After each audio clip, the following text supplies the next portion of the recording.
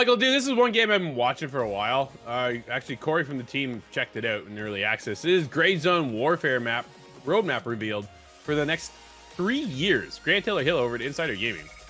Gray Zone Warfare hit the open market in early access back in April and has been turning heads ever since, with a fresh approach to the tactical FPS genre that fuses it with extraction shooter elements. Dude, that's where it's got me, right? Like, yo, I'm all in. Gray Zone Warfare was able to sell almost 1 million copies in just a few weeks. I feel a stream coming on, Michael.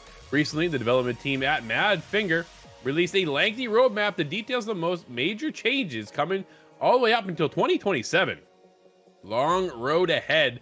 Gray Zone Warfare is a slow burner. That much is certain. It's not a flash in the pan or a built in a day kind of project, and it certainly has legs and the dedication of a studio ready to unravel the production over several years.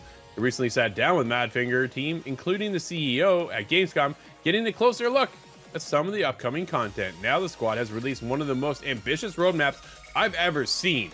This is all Grant Taylor Hill, obviously. Covering updates through 2027 and up until 1.0 release of the game. It all begins with Night Ops, which drops in a few weeks. Dude, I saw this one. I'm like, oh, what's going on here? It's the most major update MADFINGER has applied to Gray Zone Warfare thus far, and it'll bring a day-night cycle to the game that completely changes the playing field. Big time. Next year, Dark Revelations will surface, expanding the game's story and lore. That's cool. From there, the team will broaden Gray Zone Warfare's horizon with Elite Operators, fall of 2025, Battleforge, spring of 2026, Shadow Strike, fall of 2026, and Rising Tensions, spring 2027.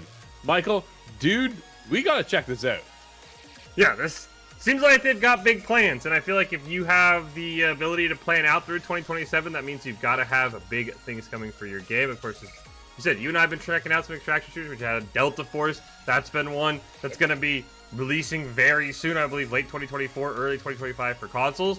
That's probably, if you're Gray Zone Warfare, that's probably your biggest extraction shooter competitor, because you're going to have 2 games coming out, as you mentioned. Sounds like the 1.0 release is around the corner. So if that comes out around the same time as Delta Force, be curious to see where the community goes. But hey, if you've got a 3-year roadmap, I'm all in. I'm down to check it out, Drew. Lose all of our loot, have a ton of fun in the process, though. Absolutely. It's definitely one of those moments, right? You're like, oh, I was so close to getting out of here. They definitely has a few challenges when they get started. They had a lot of campers when you drop in. People would already see you coming, right? So I'm curious to see how much they've really changed that and modified it and what the future looks like. But it sounds like they have one heck of a roadmap to keep this game going. That's for sure.